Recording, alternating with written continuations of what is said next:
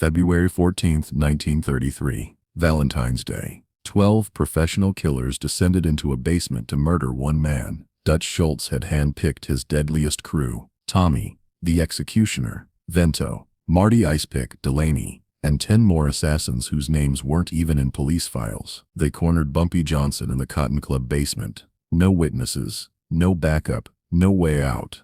Everyone expected the same ending: Bumpy Johnson dead in a basement, his blood a message to anyone who dared challenge Dutch Schultz's empire. But Dutch had made a fatal miscalculation. 90 minutes later, only one of those 12 walked out alive.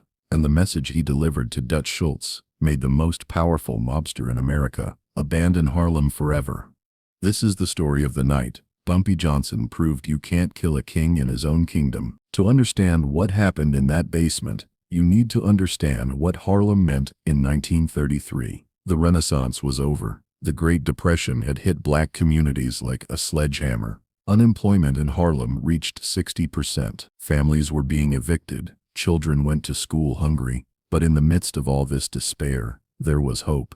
The numbers racket. The numbers game was simple, but genius. Players picked a 3-digit number based on anything: a dream, a license plate, their grandmother's birthday. They'd bet a nickel or dime with local runners. The winning number came from the last 3 digits of racetrack betting totals, published in newspapers daily, making it transparent and trustworthy. For people making $7 a week, that nickel represented possibility. Hundreds of thousands of nickels and dimes flowed through Harlem daily, adding up to millions annually. And every penny was illegal, vulnerable to whoever had enough violence to control it. Dutch Schultz saw that money, and he wanted it all. Arthur Simon Flegenheimer had earned the nickname Dutch after a legendary Bronx gang leader, German-Jewish, brilliant and ruthless. He built his empire on bootleg liquor during Prohibition. Dutch had a volcanic temper and had killed men over minor slights, but he was also strategic. He owned legitimate businesses,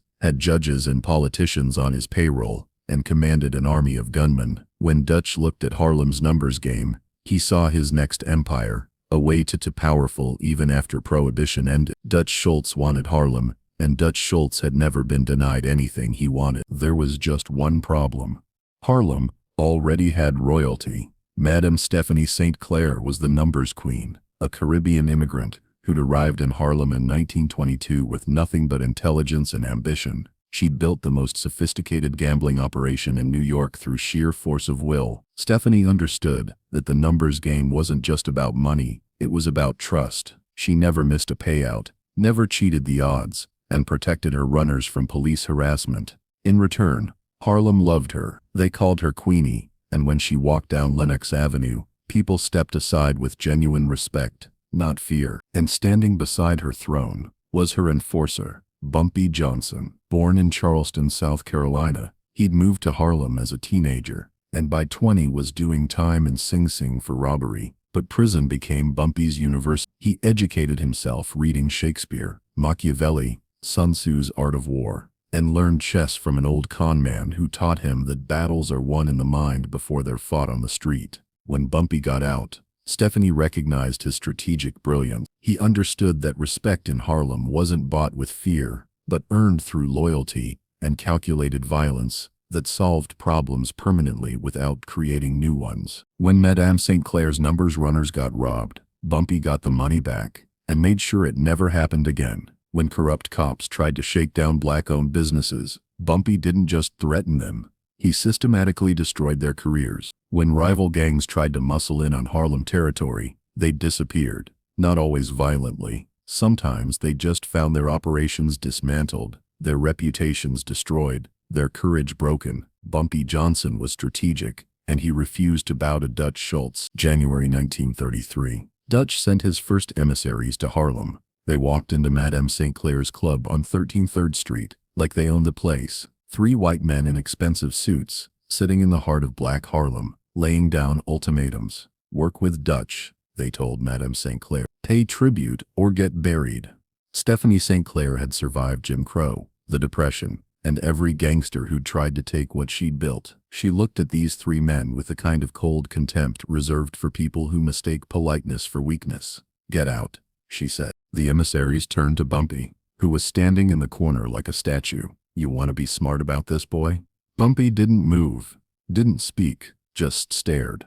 That stare, the one that made strong men suddenly remember they had somewhere else to be. The emissaries left, but they carried a message back to Dutch Schultz. Harlem wasn't interested in negotiating. Dutch Schultz had never been told no, not by politicians, not by cops, not by other gangsters, certainly not by a black woman and her enforcer. So Dutch Schultz made a decision that would define the next 35 years of organized crime in New York. He declared war on Harlem, not just on Bumpy Johnson, on the entire community. Dutch wanted to send a message so brutal, so public, that no one would ever dare resist him again. He didn't just want Bumpy dead, he wanted Bumpy destroyed, humiliated, broken. Dutch Schultz was about to learn the difference between fear and respect. February 14th, 1933. Valentine's Day morning, Bumpy received a tip that Dutch's men were planning to hit Madame St. Clair's main counting house on Lenox Avenue at dawn. It was exactly the kind of intelligence that demanded immediate investigation, so Bumpy went to check it out,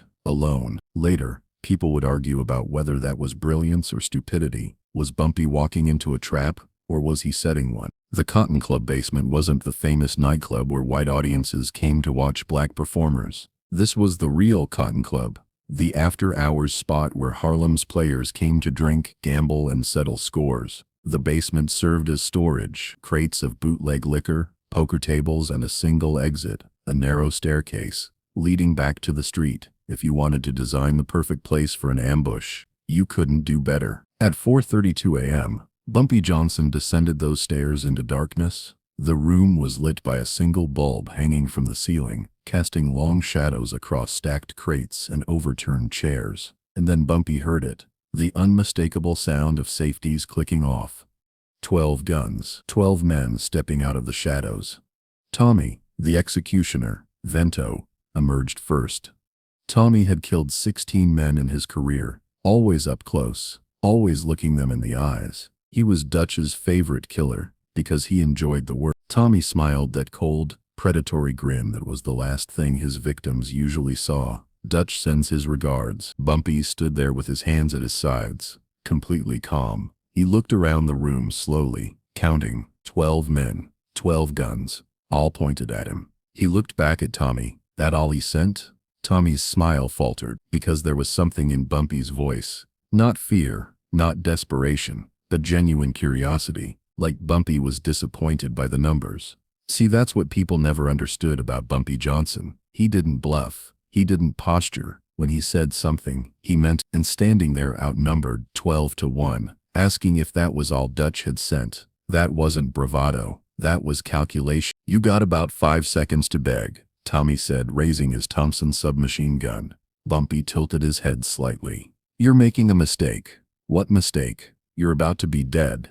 Bumpy's voice was steady, almost conversational. "The mistake is thinking I came here alone." 12 guns stayed trained on him, but something had shifted in the room. Doubt. Sedition. Tommy glanced toward the stairs. Nothing. He looked back at Bumpy, whose expression hadn't changed. "You're bluffing." Bumpy smiled for the first time. It wasn't a friendly smile. "Then shoot." Nobody shot. Because here's what Dutch Schultz's men didn't know about Bumpy Johnson. He'd been fighting since he was 10 years old. Street fights in Charleston, South Carolina, prison riots in Sing Sing, wars over territory in Harlem. He'd learned something that most men never learn. Violence has a rhythm. And right now, standing in that basement with 12 guns pointed at him, Bumpy Johnson controlled the rhythm. Tommy's finger tightened on the trigger. Last chance. That's when Bumpy moved. What happened next defied explanation. The one survivor's testimony was confused, fragmented, trauma-induced. Police investigators would spend months trying to piece together exactly how one man had defeated 12 armed killers in a closed basement. But here's what we know. Bumpy didn't go for a gun. He went for the light. One precise punch shattered the hanging bulb, and the basement plunged into absolute darkness. Not the kind of darkness where you can make out shapes. Absolute, suffocating blackness that disoriented even men who thought they knew what darkness meant. Then came the first shots. Came wild, panicked, men shooting at shadows, at sounds, at movements they thought they saw. Tommy screaming, "Hold your fire! Hold your fire!" But fear doesn't listen to orders. Fear shoots at anything that moves, anything that might be a threat. In that darkness, Bumpy Johnson became something else entirely. He knew that room, had played poker there dozens of times, had memorized every corner while making deals and settling disputes. He knew the exact distance between the liquor crates, the height of the poker tables, the location of every chair and bottle. Dutch's men knew none of that. They were fighting blind in unfamiliar territory while Bumpy moved through the space like it was his own bedroom. One by one, you could hear them going down, not from gunshots. Bumpy didn't waste bullets. He used his hands, their confusion, and the fact that they were shooting each other in their panic.